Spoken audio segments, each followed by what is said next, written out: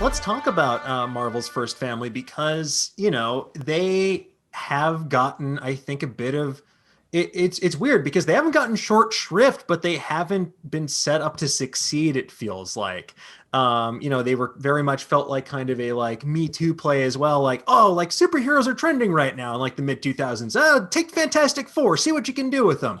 And then we're trying a darker, grittier take with Josh Trank's film, and ultimately, that bound up being what it was. But with this, you have John Watts, someone who's proven that he can play in the Disney sandbox and bring new life to a character we've seen several times before with Tom Holland as Spider-Man. And not to discount Tom Holland's own contributions to that, but I do think that John Watts does a great job making those movies feel really peppy and youthful and exciting. So my personal theory about this is that, and we're going to get into more of this as well, is that the movie will take place in the 1960s. That was always my theory too. Yes, yeah. And with them getting lost in the quantum realm, and that's how they get their powers and wind up in the present day. Hector, why is this giving you such a visceral negative reaction? They're not capsicles. It's a quantum thing. They're writing tardigrades. Because I think that Captain America was meant to be a man out of time. I think certain characters are meant to that's built into their DNA. But I always felt like Fantastic Four has always felt to me like they are now. They are people who represent the best of us now. And if we do a 60s quantum thing, it's just gonna be like, this is all speculation and stuff, but I feel like it would be a little bit more of an uphill battle to cast the FF as maybe being actors of color.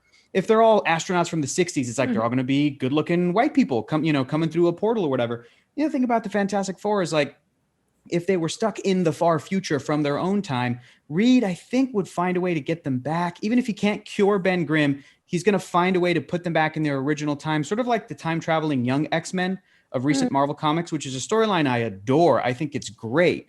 But I think that the hook for that has always been they're on borrowed time here. They're eventually going to go back. And I don't want the Fantastic Four to be that. I want the FF to represent a generation that is today, people young, old, whoever, but people who are science positive, who can lead us to a future, and who are not somebody that we're looking back to the 60s, to the JFK era and being like, oh, we need like a Buzz Aldrin type today. We need that person to show us the way. We need Mad Men. We need this, we need that. I don't want to do that. I really am hoping that the Fantastic Four, that they can find a way to make it modern the way that they have for all the rest of their characters. When people talk about Fantastic Four and X-Men, fans always go, well, where have they been? How are they going to explain it? And I'm like, look, the comics, X-Men #1 is just like, here's a team of 5 mutants.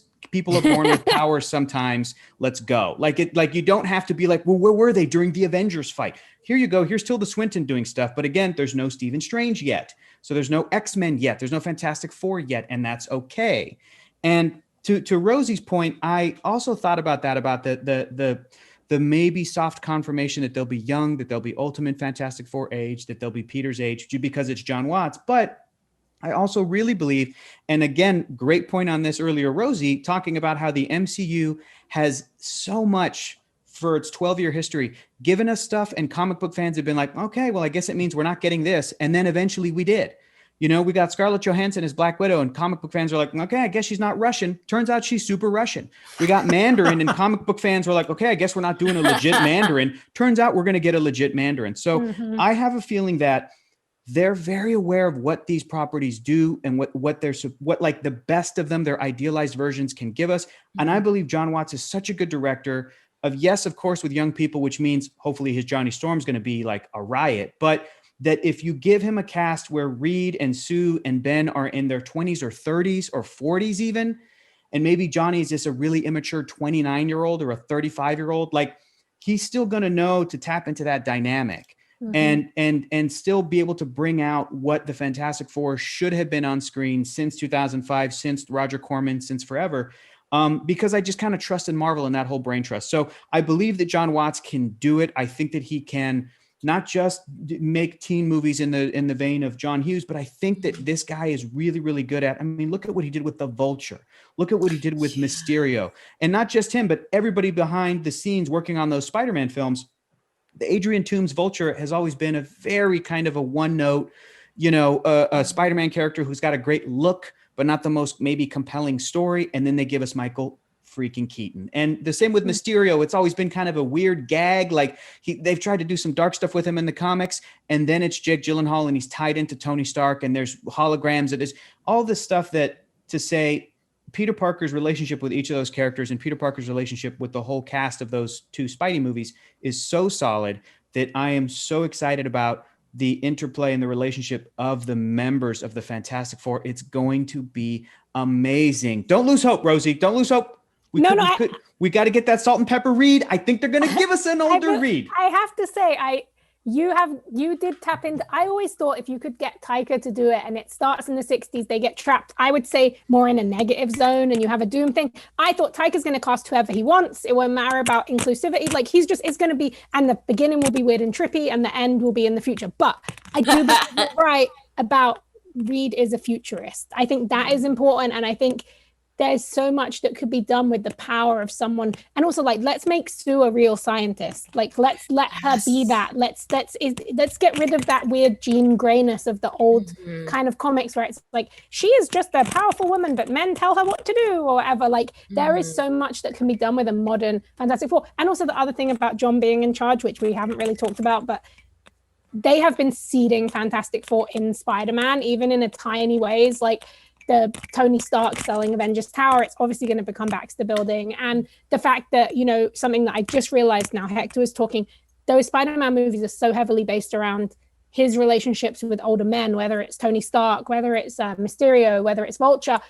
It would make a lot of sense to introduce Reed as a potential mentor or antagonist or whatever, some way for him and Peter. And that seems very likely with the way they're going with Spider-Man. I'm hopeful. I love the Fantastic Four. I do think it needs to be weird and Jack Kirby-ish in a way that is modern. And I mean, the reason that the reason they really had to announce that Fantastic Four movie at the end is because they announced Kang. And obviously, Jonathan Majors is Kang. That's like the best casting that's ever happened in the MCU. If Kang is coming, the Fantastic Four are coming. So look, if they're going to give us another purple villain, make it Kang. And I think I agree. Jonathan Majors, fantastic casting for this. And look, Hector, I hear respectfully what you're saying. I hear you poo-pooing my theory about that, but I would posit that as a group of futurists, as men and women of science, that perhaps if the Fantastic Four found themselves in a city out of time like Chronopolis, they might want to stay a little while and check it out, hanging out with Kang, just doing some weird science experiments outside of space and time as they understand it. They might even not realize how long they've been gone. But because they adapt so quickly, I think we can avoid the Captain America, what's up, the Beatles? We don't need that weird list of things to catch up on. That was fun for Cap, but I have a feeling that they would be like, yes, no, we've already developed our own. We made the iPhone in there 3 decades ago.